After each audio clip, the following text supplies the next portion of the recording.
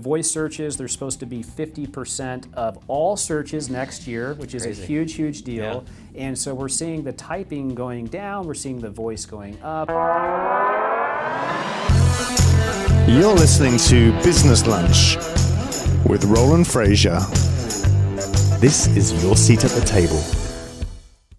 Hey everybody, Roland Frasier here today with my guest on Business Lunch, John Lincoln. John, welcome to the show. Hey Roland, thanks so much for having me here. Excited to be here today. I am excited too, and speaking of excitement, your company is called? Ignite Visibility. Ignite Visibility. So I think that's a fantastic topic for us to talk about, of how to get visible. Can you tell us a little bit about the company now and where you are in your entrepreneurial journey now, and then we'll maybe take a trip back down memory lane and see how you got here? Sure. Yeah, so it's been 7 years now. We're a 3-time Inc. 5000 company, and we're a company really based on forecasting and cost per acquisition. So most digital marketing channels out there and digital marketing agencies, they're not really focused on how much it costs to acquire a customer from each channel, and that's what we do. We basically put together projections, show how much it costs, and then show people how they can scale, whether it be Facebook, Instagram, Google, SEO, or really any channel, even email marketing for that matter. So we're up to 80 people now, and it's just been a ton of fun. And really my favorite thing to do is sit down and plot a plan with the client, show them the plan, where we want to go, and then meet 3 months later, 6 months later, have some success, some celebration, and just build relationships along the way. I really love to work with people who want to be number one in the space, or who we can take to be number one in the space. So I love working with premium clients, and that's just a little bit about the company. So the thing that I think is most amazing is you've done this without a single business challenge, like no challenges at all. Well, I don't know if that's true. No, I'm kidding. So in that journey, and this company is, how is it, 3 years old? 7. 7, okay. Yeah. So in that journey, what have some of the biggest challenges been that you faced? Well, I just think that, with any business, like with growth like that, there's a lot that comes along with it. Like, I didn't know how to set up basic accounting stuff. I didn't know how to, hire and get people in, quickly for a training program and get them 100% trained up with all this digital marketing, knowledge that I've acquired and other people have acquired. I've been doing this for 16 years now. Get that in their brain so that we've got the same quality control. But we've really learned from that. And we've created training programs now. We hire ahead. We make sure that these people who come in are really the best and the brightest. But I think any organization, definitely has, some challenges here and there. And one that I learned really early on is, making sure you have professional copywriters, or copy editors rather, on every piece of content that you put out there, And just trying to find ways to kind of wow the client and go above and beyond, and not just doing mediocre work, but really best in class work. Those type of things really go a long way with any type of agency. So, where did you start? What was the first entrepreneurial venture that you had? Okay, so I've had a lot of entrepreneurial ventures, actually, a lot of different types of websites, and I don't know that I want to go into all of them. Can you tell us about the first one? Yeah, here's what I'll say. The first thing that I did is I worked at this business magazine in San Diego, and I was somebody who worked from home, and I was an intern. Is that the Business Journal? It was Biz San Diego magazine. Okay. And worked my way to the top there, and really just loved publishing. And while I was there, I started publishing, 1 article a day, and then I went to 3 articles a day. In the magazine? In the magazine, okay. Yeah, online. Okay. And were you writing these, or you were So sourcing? I was writing them, okay. And then eventually I got a team of interns who would help me out. And basically, before I knew it, I had 5 or 6 interns. We were publishing 10 different articles a day. We were sending out a daily newsletter. And then as a result of that, we were able to take that magazine to about 20,000 visitors a month in 3 months. And so really it was there that I realized the power of search engine optimization, the power of integrating social media. And this was back in 2005, and really how you can do things at scale and get a really big return. So that business magazine was great here in San Diego. I'm from San Diego, and it really helped me develop a publishing formula that I've used to this day. So that was a really fun venture, and I got to meet a lot of people, interview a lot of people, and just have a lot of fun. So that was a big part of the journey. What is the publishing formula? So here's the publishing formula. The publishing formula is basically, there's a couple things. One, you can cover news, right? And you can get a good spike in traffic from a result of doing that. Or you can write content on specific keywords in your industry. And I love just trying to find what's the whole universe of keywords. What are the bottom funnel, middle funnel, top of funnel? What's every single thing that your customer would want to ask? And then writing articles, best articles that you can on that, and then promoting them. And by doing that consistently, maybe mixing in a little bit of video, pushing that video out on the video sites, and then pushing the articles out everywhere that you can online, you're going to consistently grow your base. And then as a result of that, you're going to grow your thought leadership, and people are going to start following you. You get them to subscribe to your social, and then you just keep publishing and scaling and creating more content, and it all comes back around. So that's basically the formula, and it works really, really well. As you probably know as well, you do a little bit of that. I've seen. A little bit. Now, and content-wise, that a lot of people I think have a challenge with how do they create content. So how do you go about doing that on a consistent basis? Do you do it for your clients, or are they doing it and then you're amplifying? How's that work?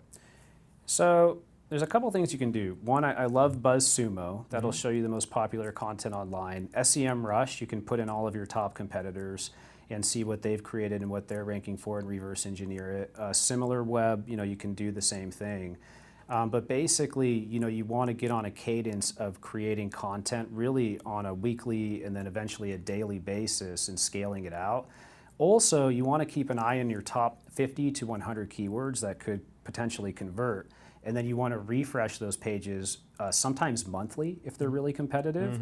And then if they're not that competitive, you kind of keep an eye on them, and you can be refreshing them on like every 6 months or every year. Refreshing meaning updating the content. Refreshing, updating. One of the things that works really well is doing FAQs. So putting FAQs at the bottom of the content, and then marking that up with schema.org. And now with the way that Google's changing, schema.org actually now, in just the last couple weeks, creates Google Actions. If you don't know what a Google Action is, that's an app for the Google Assistant. And the Google Assistant is now on everybody's phone, right? So there's hundreds of millions, if not billions, of Android devices out there and Chrome browsers out there that all have the Google Assistant built into it, and now also have Google Actions, and the Google Actions are filled in either creating them on your own, or they're created by schema.org. So what we like to do is we like to update web pages, make them an actual entity, so not around a keyword, but around an entity, because that's how things have really changed in the last couple weeks. There's something that came out called the Google BERT update, and the BERT update really looks at things now instead of keywords. So now with any web page, we're looking at it as a thing, marking it up with schema.org as an entity, and then having FAQs on that are also marked up with schema.org. That in turn will create rich results, which will in turn work for voice search and will be read back to people in the assistant. So all this stuff is kind of coming together now. Like schema.org used to be this thing that I would always say, who cares about schema.org? I don't care about it. It's a total waste of time, But now it's the real deal. So for the first time ever, the web is coming together as this interconnection with schema, connecting things together, and Google's really picking it up and then realizing it. And in addition to that, AMP is part of that as well. So what AMP is now and what featured snippets are now are two ways that you can essentially opt into Google and give them your information. And that's a really, really big change. So that's a little bit of a tangent on some of the newer technologies, but essentially now you want to think about what's the technology that allows you to opt into Google. Are you keeping all of your content up to date? Every single piece of content on the web is a liability. And so keeping that up to date, and then also, of course, link building is part of that strategy as well.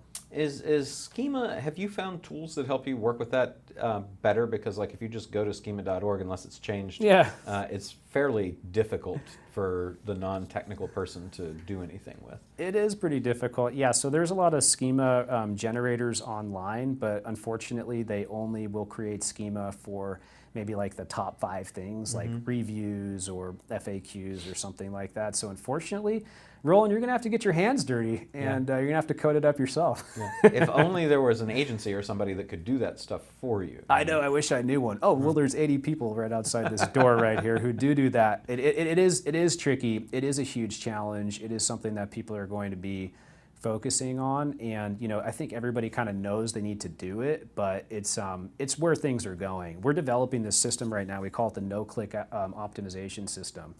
And what it is a system for AMP, a system for Google Actions, a system for Schema, and tying all those things together. It's also a system for creating featured snippets. And the goal is to get no clicks on any of your content? Yeah, it's to get exposure for your content okay. All right. without having to get a click. Nice. That's what that's about. But yeah, so and then there's these featured snippets. Some of the featured snippets create voice responses, some of them don't. So it's kind of like this whole universe. And then there's also the other side, which is Alexa and then Siri, and those are 2 different universes. So Alexa, you're talking about skill creation, right?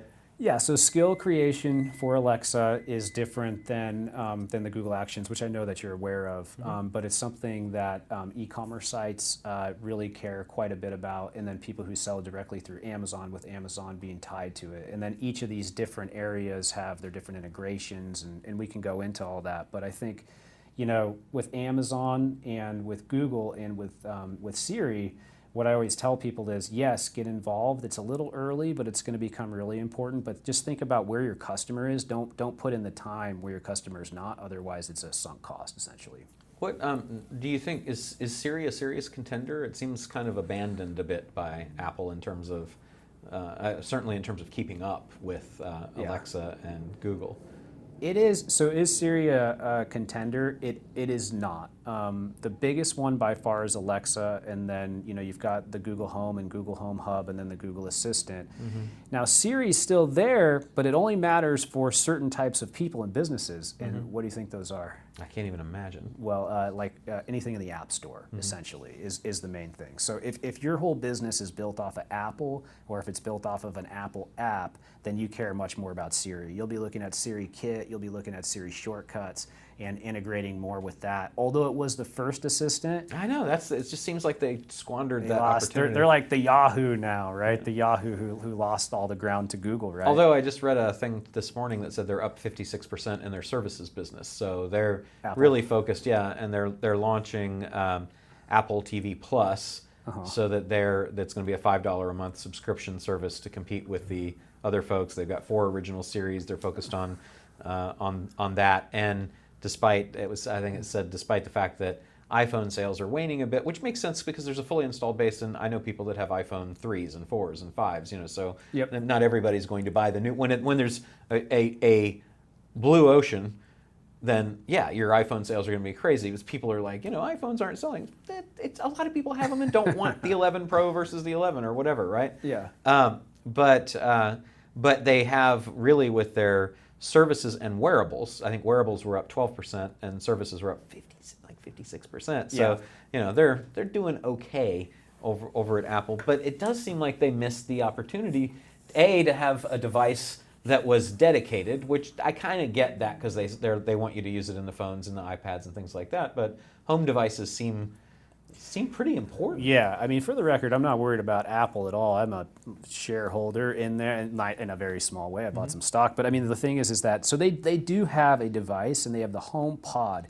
It is the ugliest, littlest, weirdest looking thing. That's funny. You don't even know about it, and you're a tech genius, and all that, and it's nobody has it. Market share is incredibly, incredibly small. Every single one of these has some type of, like, every major assistant has some type of device. There's also another one called Cortana. Cortana integrated with Alexa. It just basically runs off of Alexa.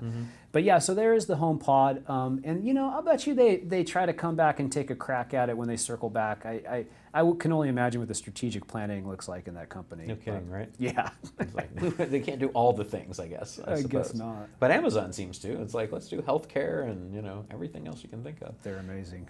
Okay, so since we kind of opened that Pandora's box, let's talk a little bit about what do you see for voice and those, like in terms of, you're an agency, you represent tons of significant clients. How important is voice in your strategic plan for those folks going forward to, to establish a foothold of It's pretty industry? big, especially for local businesses. So voice searches are 3 times more likely to be local, and that's really, really important. So anybody who's a multi-location business, which we represent a ton of here, it's really, really important. You can directly integrate with it. You can build an action for Google. So if you say, hey, G, right? I won't say, hey, Google, because I don't want to trigger turn my on your phone, device, right? but you can say, talk to whoever, right? So we actually built one. If you're listening to this podcast right now, go ahead and give it a try. Say, hey, G, hey, Google, talk to Ignite Visibility, and you can talk to the Google action that we've created. You'll be able to take a fun little quiz that I threw together in like 20 minutes on what type of SEO you are. But in addition to that, voice searches, they're supposed to be 50% of all searches next year, which is Crazy. a huge, huge deal. Yeah. And so we're seeing the typing going down, we're seeing the voice going up. And they're very long tail, it seems like most They're of them. these very, days. very long tail. So I always recommend people check out Answer the Public, or they check out SEMrush, the question area, so that you can make things that relate specifically to that as far as questions and answers. But it's going to be big. It's about 2 years out from being probably like 25-30% of like the transaction search portfolio. And I think the reason why people want a lot of news, they want a lot of informational searches, they want a lot of these things other than transactions. You cannot do transactions in a Google Action right now. You can do a transaction in Alexa. And so that's going to come in pretty soon. But then I think the big thing is people are going to want to interact with local businesses directly through this. It's going to be a huge deal for my company. We're going to have to set up all these different types of tracking. That's a huge opportunity for us right now with our analytics department. But I think and then you're going to see the searches kind of go away in general for the desktop and get smaller. And so there's a lot that has to be said there, and a lot has to be said for like attribution and value. So you mentioned before when we were starting that you've got, and I think you wrote a book on it, right? Isn't your book about the channel forecasting? The Forecaster Method. Yeah, it's my new book. The Forecaster Method. That's Amazon? It's on Amazon, yeah. Okay, nice. Can you get it free any place by going to one of your websites or anything? No, it's not free. You got to pay for it. I put too much work into it. Maybe in a couple years. The book is well worth the money. I swear, if it does not improve, your ad spend and your conversions, and you don't make more money, you send me an email. I will give you a free copy. Well, let's dangle some. I will refund you. Seriously. You've heard it here. It's a guarantee Not even that kidding. you will make $1 billion from using that book, backed by your personal guarantee. Nice. So, so can you tease us with a bit of coolness from the Forecaster Method? So where everything's going now is audiences, basically. And so the idea is it's audience, click-through rate, conversion rate, cost per acquisition, ROI, right? That's how any online business model works. So for me, like I've been an MBA and just like always loving financials and stuff like that, I really look at any online business as a portfolio, just like you would, a stock portfolio, every single type of traffic. So what the book teaches you to do, look at the traffic, specifically how it hits the website, your cost per acquisition, and then build out a business model with 3 to 5 sources of traffic. So it's diversified and you're not just dependent on one. And then if you want to go from $10 million to $100 million, you can literally build a roadmap for investing more in marketing in order to scale. And that's exactly what I've done here for Ignite Visibility. It's exactly what we've done for Tony Robbins over the last 5 years, being our top client here. We've built this amazing framework working with him and their amazing team. I don't take all the credit. They are incredibly talented over there, my favorite people to work with. But we know exactly our cost per acquisition, exact conversion rate, exactly what we need to do to turn the dials and scale with confidence. And these big companies, they don't realize they can do that with the power of digital. It is entirely possible. So when we bring in a huge company that spends hundreds of millions of dollars on advertising, and they're just used to saying, okay, here's 10 million for this quarter, for the first time ever, we're able to give them accurate reporting and accurate scaling. And then not only that, but help them build the remarketing audiences, help them tie everything together from top to bottom funnel. So the book is about specifically how to do that, how other companies have done it, how we set up the reporting, the framework, and I feel so proud to have created it and just be able to give it to people, because it takes a lot of the guesswork out of it, and it's going to make it so people can't dupe other people anymore in digital. So that's you kind of feel my passion around it. That's where this one came from. So with the book, I believe you'll be able to cut cost, be more confident, and scale more correctly with your digital marketing. So that's great. So yeah.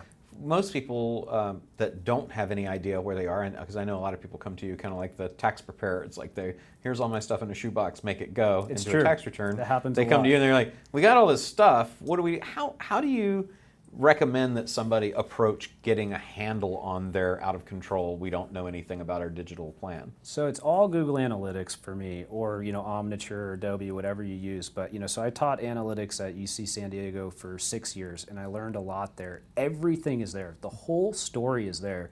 If you have an analytics expert, you can dive in, you can figure out what's going right, what's going wrong. And then from there, you can determine a baseline. So I know where you are now within 20 minutes or an hour just by digging through. I can see where you are versus your competitors. There's a report in Google Analytics called the benchmark report, and what it'll allow you to do is opt into it and then see where you stand versus all your competitors. So for example, if you have 0% of your sales from email marketing, you probably should have more like 20 to 25%. So based off of that, we can see that that's not a saturated channel, and it doesn't have the contribution margin that it should have for your business. If I log in and I see you have no organic traffic and the business has been around for a few years, well, that should be 30 or 40% of your online portfolio. If I log in, there's no paid traffic, that should be 20% or so. If there's no social traffic, that should be 10 to 15. So, for every single channel, it goes organic, direct, referral, email, affiliate, display, and then social. Those are all the basic types of channels. You want to be able to drill down, know the contribution margin, go a step down, see all the different sources, see the contribution margin by each source, know the conversion rate for each one, see how it's exactly hitting the website, know the conversion rate for the landing page, and then based off of that, you can build an entire model and you can just scale with confidence. So the main thing you need to do is, understand where you should be. And then if you're not there, just put in place a plan to get there. And it's the most exciting time to be a part of the internet because all the traffic's there. You could fire up some ads, you could fire up a funnel, you can be in business, with confidence. It's there and all you have to do is buy it. It's not if like you you know have the to figure right- out how do I get it. It's not like SEO used to be, because when we started this, it's like, okay, there's only one way to get traffic. It's like basically SEO and email. Right. And so then you're like trying to get ranked for like 6 months, and you would, but it would take time. Now you can get started right away as long as you have a good product market fit, and a good business as well. So I noticed on the little scribbles that you had on the board that you feverishly erased the minute that I walked in the door. I'm just kidding. That it said, really don't spend time on SEO or don't start with SEO or something like that. Can you speak to that a little bit? Because I know you do it. So what was on the board was a video that I made on our YouTube channel. I make free videos there every couple weeks. I just really enjoy teaching. And it was about going to market with a brand new website. What is the YouTube channel? So it's a Ignite Visibility University YouTube channel. Okay. But basically, if you got a brand new website, you're getting started. I didn't have Ignite Visibility, which has 200,000 visitors a month. What would I do? So what that was the whole model to do it. I said, don't start with SEO. In the video, I say start with SEO at the 3-month mark. What I would highly recommend is investing in really good creative, a nice, easy funnel, going and finding some really good audiences, whether it's, a Facebook group or an influencer, Aspire IQ, or whether you're looking at social traffic or Google traffic. But basically, what we do here is we scope out the amount of traffic and we just run it through that formula, and that's really the best way to go about doing it. What I don't want people to do is for a brand new website get sold by a company to do SEO when they shouldn't be doing that if they don't have any traffic and if it just launched. If it's historical and the site's been around for a couple of years and they got a few rankings, for sure, but not right away. I just I care a lot about people, getting a bang for their buck. It's just a part of the business. So. And so the unique thing that you said that one of the things that you focus on I'd like to drill down in just a little bit more is the channel, the acquisition by channel, and those metrics. Can you share a little bit more about that? So the acquisition by channel is really, really... And how is this different from the way most people do it? The acquisition by channel is, so for Google, for example, Google has a variety of different audiences, right? So Google has their general audiences, they have their in-market audiences, so people who are in market searching around for things. They have their custom intent audience, that's their mid audience, right? And that mid audience is people who are searching for specific keywords, lower funnel, they're just about to convert. And then they finally have their remarketing audiences and the audiences that you build off of your website. So for example, if I have 1,000 people who go to my service page, I can build an audience off of that. If I have 1,000 people who converted, I can build an audience off of that. If I have people who go to all the pages that have SEO mentioned on them on my 2,000 page website, I can build an audience off of that. So what happens is Google is a channel, and that channel is basically one that's comprised of a variety of different audiences. And so if you understand all the different audiences, the intricacies of that, then once they hit the website, the individual landing pages, and then you look at something like a behavior report that goes into the funnel flow within Google, you can really get a good picture of it. So Google has something called attribution modeling, and then attribution modeling is usually based off a last click. That's another really important thing to look at is, are you looking at just the last click, or are you looking at multiple clicks, and are you looking at something also called a multi-channel funnel? So going a little bit deeper, like you asked, the multi-channel funnel report is one of my favorite reports because it will show you all the different ways that somebody has interacted with your website before conversion. So I love diving into that one. Often what we'll see for clients is about 30-40% of traffic has 2 to 3 touch points. So really things are contributing in a lot of different ways to it. But basically just on the channel level, I mean, for me, I try not to make it too complicated, and that was a somewhat complicated explanation from it, but I think some people will like it. For me, what I love about it is, we get in people, they don't really understand digital, maybe they kick butt at their business in general, and we can just bring clarity to it. It's like, this is the source, this is the conversion, this is how much it costs. Not a lot of people want to know all the fancy digital stuff that I love. They want to know just, John, how much am I paying? How much am I getting? And that. I like to be able to do that finally now really clearly.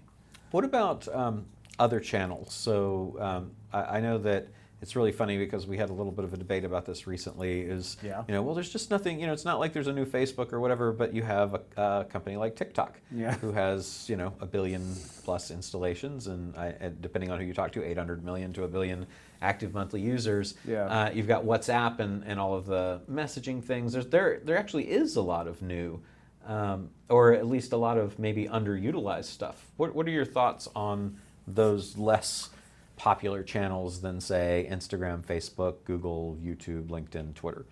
So I love push notifications right now. I've been really, really hot on that. We just got that set up on a bunch of different websites. Do you have an application or a tool you like for that? Including our own. Pushnomi is pretty good. ManyChat's good. Drift is good. And then Intercom are good. I've vetted all those. I would say that they're all really good. One thing that I'm really excited about with Messenger right now is, so say you run $1 million a month in Facebook ads, you could have Messenger be a call to action in there. So instead of just going to your website, they can have Messenger be the call to action. Within Messenger, you can set up an automation sequence, so it kind of cuts down on your customer service cost. And the coolest thing, I had a guy in here the other day did a demo for me, and you can actually say you're trying to sell a product, you can do augmented reality within Messenger. Oh yeah. So that's pretty cool. That's pretty cool. So you could upload a picture of yourself, and then you could try on the glasses. You could try on. You wouldn't do this, but you could try on lipstick, you could try on a shirt. And that to me is just like this whole nother level. And so that's exciting. Somebody just told me about that in ads. Is that in? It is in ads too. So there's something called, there's something called AdLingo. And AdLingo is in the display network. And what it is backed by Google. It's an ad platform where you can do chat actually inside of a display ad on a website. And it is so cool. So that's all run off of something called Dialogflow. And Dialogflow is that central area that can run chat, it can run AdLingo, and all of that exciting stuff. If people want to learn more about that kind of stuff, where should they go?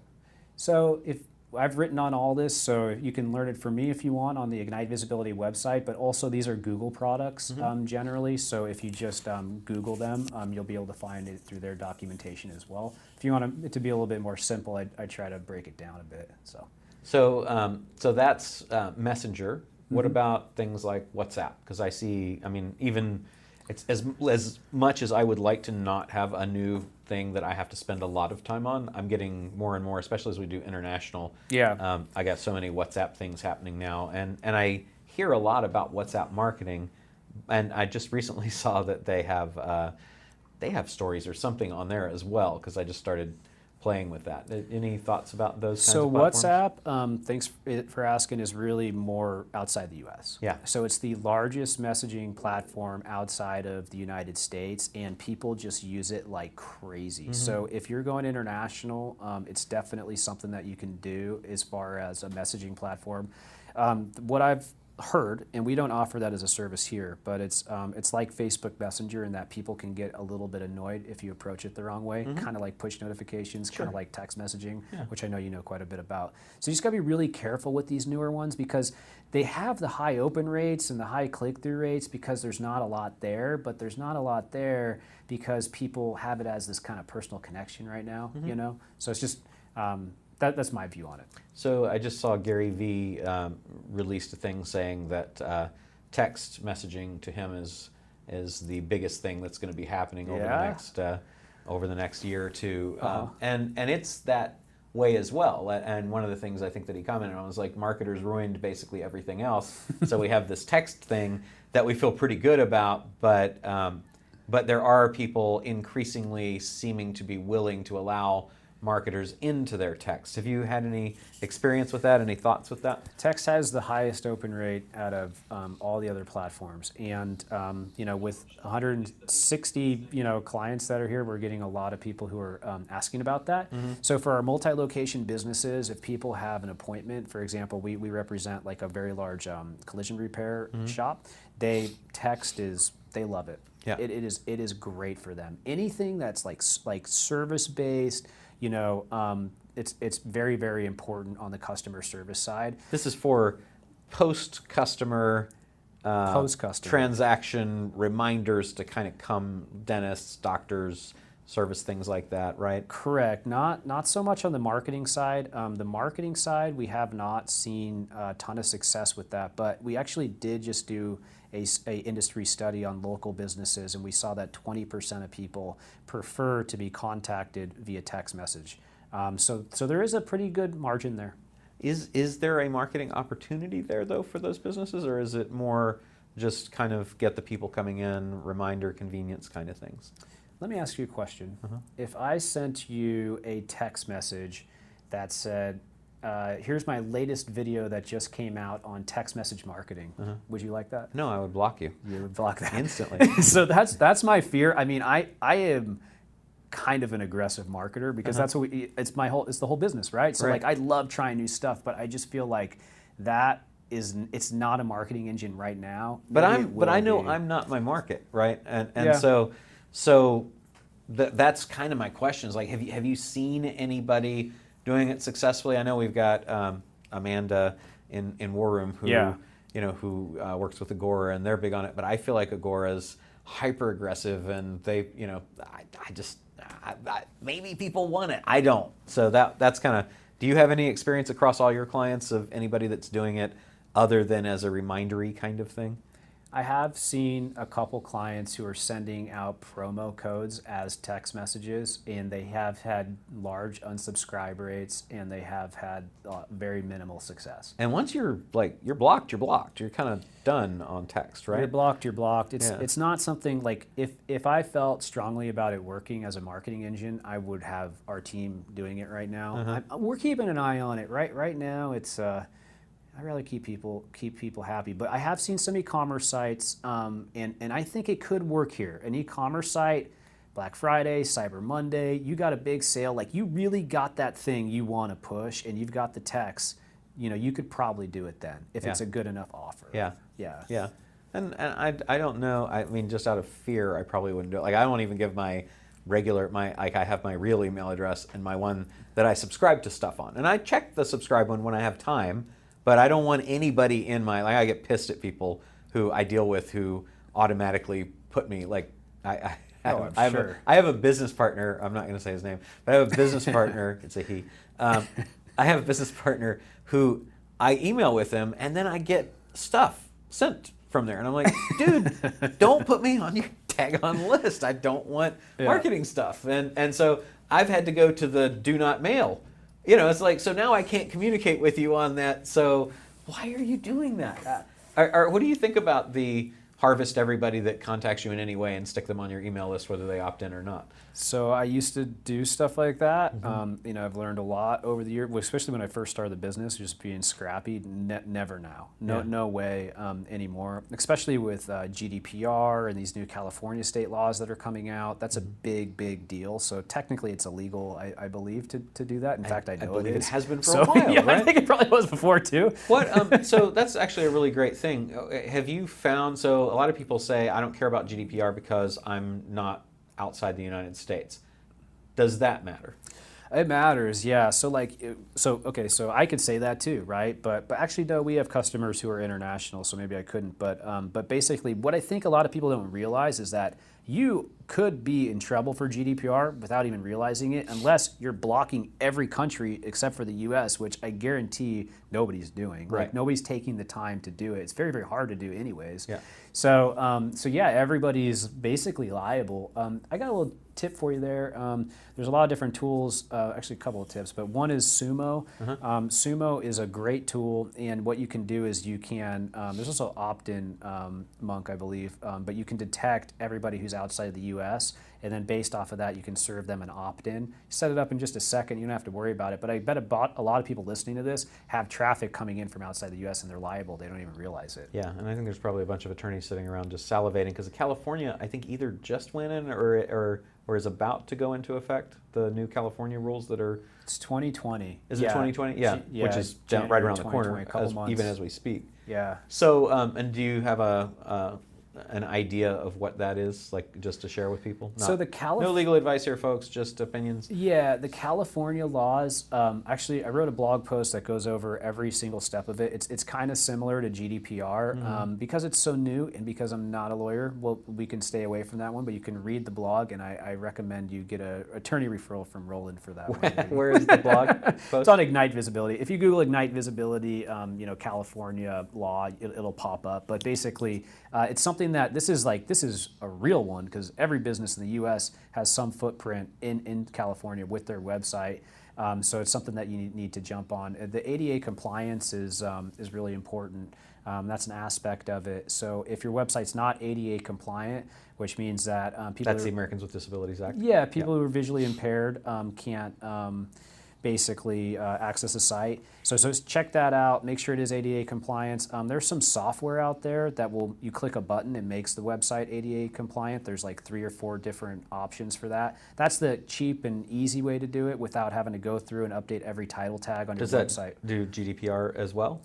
So it does not do GDPR. No, GDPR is different because that has to do with like your privacy policy and opt-ins and cookies. Any one-click solutions for those things that you like?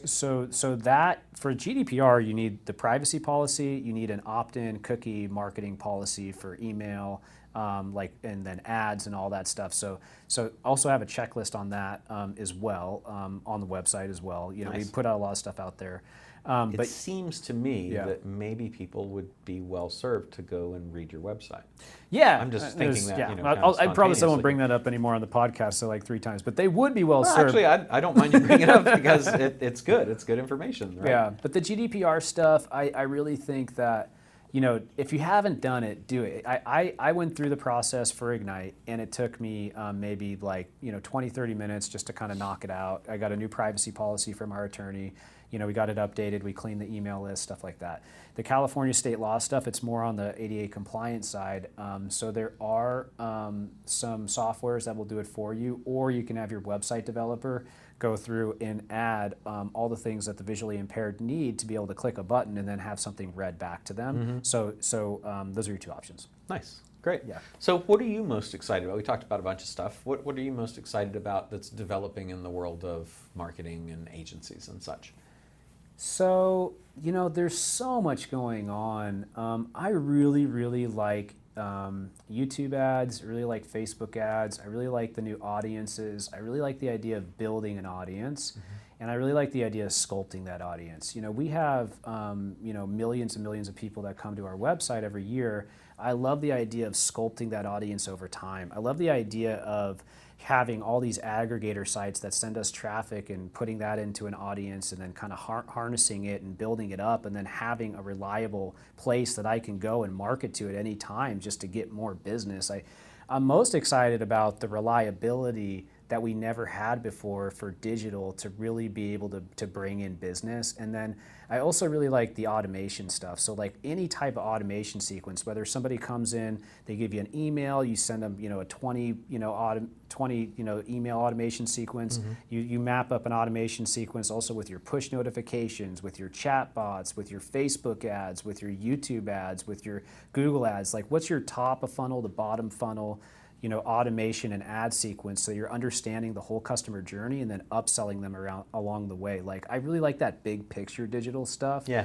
That to me is really, really fun. And that's the stuff that I really like working with like the Tony team on, and then also for our own website, because we run the marketing. Obviously I run the marketing there too. So, you never really been able to do that. I mean, will some of that audience stuff change with GDPR and with California laws? I think we'll be okay, to be honest, but it might get a little bit more strict over time. So, Now, are you still using interns? You mentioned that you started with them. Is that still a strategy that you think is good?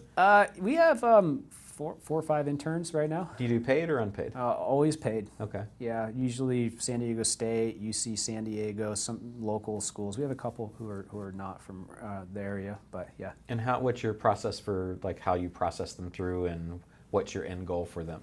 So interns. So we bring in an intern, match them up with a department. We've got a paid media department here, an SEO department, a social media, a conversion rate department. We find out what they really are interested in. We allow them to, work with some people, learn. It's really hands-on, and then they get to try all the other departments as well.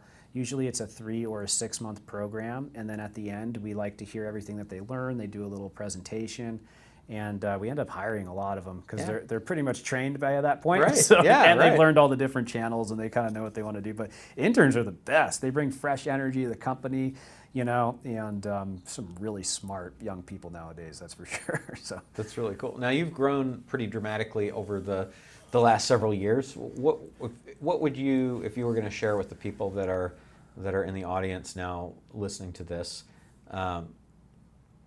People, let's walk through some growth stages. What would you say if they are thinking about getting into business and just getting started, and particularly from the agency and entrepreneurial experience that you've got? Yeah. What's the first thing to make the business go, in your opinion? Okay, so I think the hardest thing for anybody getting started, especially on an agency side, is trying to bring in clients and work on clients at the same time. Right. It's really, really You hard. get your client, you work to bring them in, then you get them, then you work on them, and you forget to bring new ones in, then that's done. And then you just get overwhelmed. That's a and tough you can't cycle. It's really scale. a good point. And that's why most agencies never get over a couple people, and then they just go away. Like a lot of them fail like that. How did you avoid that? Okay, a big part of that was my business partner, Chris Coffrin. He's an attorney, he's sales, and he's a great operations guy, smart guy. And so he let me work on the clients, do thought leadership, handle the marketing for ourselves. And also I would of course be involved in some sales, but a business partner can go a long way. Yeah, I'm a big fan of partners. A business partner that you get along with really well. Yeah. Because That's you're going to better be than one married to that you that don't get along with. Yeah. person forever. Have you had any bad partnership experiences? No, I've only had one business partner. It's been Krish. It's been 7 years. I have had tons of business partners and can't say I've ever had a bad experience with Yeah, them. it's a lot to go through with somebody, so keep that in mind. It's really got to be somebody you're going to be willing to work with for a long time, but get a good partner. And the partner should definitely have the skills that you don't, and you need to be really, really clear about what you're going to be doing in your operating agreement. Make sure you have some good advisors who can kind of point you along the way. And then the biggest thing that I would say for anybody is build a business model before you launch. Like really, really put in the time. Like how much are you going to invest in marketing? What are your projections look like for scaling? What are you going to be doing year 1, 2, 3? How are you going to reinvest? Like all that stuff. So many people come to me and they just want to launch a business and they're like, I'm going to launch a business. But if you really have to do that work beforehand. Otherwise, it's you have no idea where you're trying to go. So now you got past that first challenge of getting work, doing work with a business partner. What was the next phase, big challenge to get past? Hiring people. Yeah. So you got to decide I know I need to hire somebody. When am I ready? When am I willing to give up some of my income? And then what type of person am I going to hire? Am I going to hire a really lower level person who, is maybe, somebody who I can just kind of pass some work to and I can still keep doing everything? Or do I want to hire somebody who's, really seasoned and super expensive and it's going to cut into all my margins, but it's going to take the work off? And that's a really, really hard decision. How did you answer it? So what we did is we hired our first couple people were mid-level. And I think that was a pretty good decision. So it wasn't somebody who was kind of brand new, didn't know anything. It wasn't somebody who was the best in the industry, but a lot of mid-level people and kind of let them grow. And that worked pretty well. But I mean, I got to tell you, 7 years later, in hindsight's 2020, I think if I did it again, really great, amazing, best people quickly, you could probably grow a little bit better and a little bit faster that way. So something for anybody to consider, but we've had success that way as well. So. What do you have a hiring process? Like, do you do assessments or tests or anything like that to kind of see if people are compatible? Or 100%, yeah. So every single person has a test that they do. They interview with quite a few different people. So every single department has a test, and that's pretty important. But I think the thing is you don't want to hire for skills necessarily. That's important. What I found, especially on the agency side in any type of fast-paced business, you want to hire for their attitude and how smart they are, because if they've got those two things, they can probably learn anything pretty quickly. And then the last thing I would say on hiring is make sure the job aligns with their life goals. That's really, really important, because if you don't know where they want to go, or if their life goal is to do something completely different, how can they be a good long-term employee for you? So really figuring that out is pretty important. So it's just a good tip. How do you assess smartness and attitude? If you interview a lot of people for a while, you start to pick up on it a little bit. I gotta tell you, education is really, really important for me.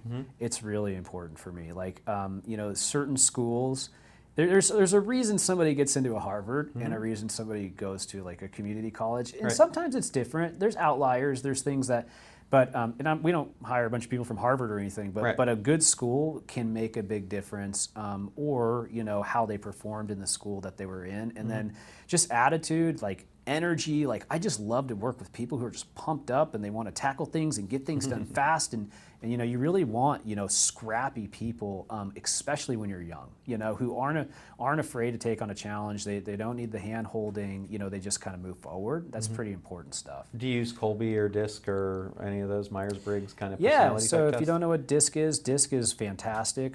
We've done that here, and it was really good. I'm a super strong DI, apparently. And then other things we've done is kind of interesting. Once we have employees in the door, we do try to really do a lot of ongoing training. So in the next 6 weeks, we actually have somebody coming in who's assessing all the employee happiness here, helping them plot a plan, talking to them about workplace, happiness, managing stress, like soft skills, like all that stuff, I mean, are you using any kind of employee sentiment measuring software or anything like that?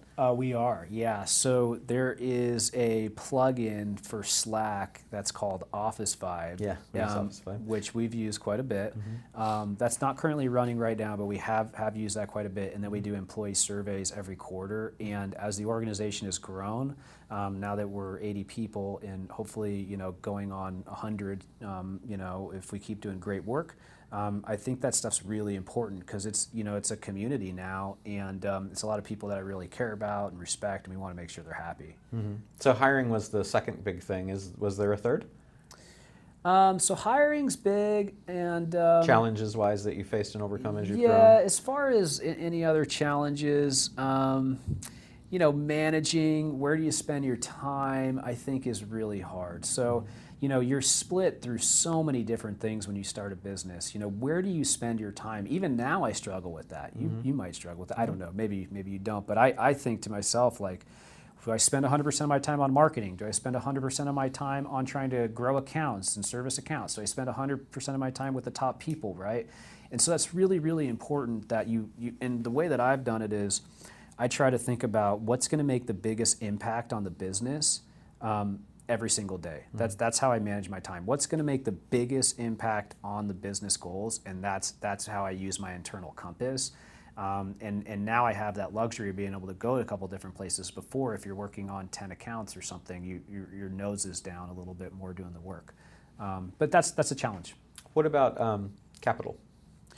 Capital is Never been a problem? Oh Just no, as much as no, you need all the time? Okay.